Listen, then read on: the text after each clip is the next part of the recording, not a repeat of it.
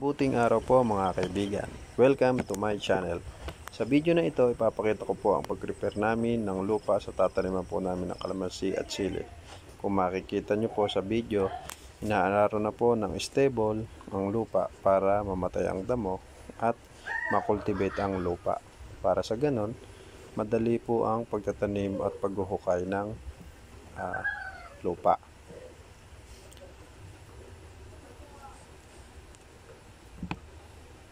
Ito na po ang kinalabasan ng pag-stable sa ating lupa. Buwagahag po yan. At sinukat na rin po namin ng 3x3. Ito na po ang kalamansi natin na ikadkad na po. Yan. Sa tapat po ng kalamansi na yan, andun po yung huhukayin. May mga tanda po yan para po sa maghuhukay.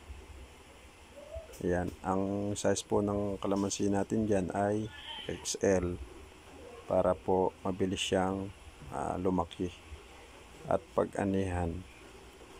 Ito po, tinatanim na po namin ng aking tatay, kapatid at aking pong tito.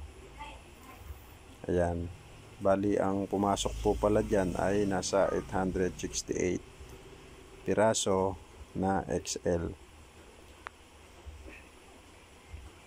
Ayan, huhukayin po muna, tatanggalin yung plastic at itatanim.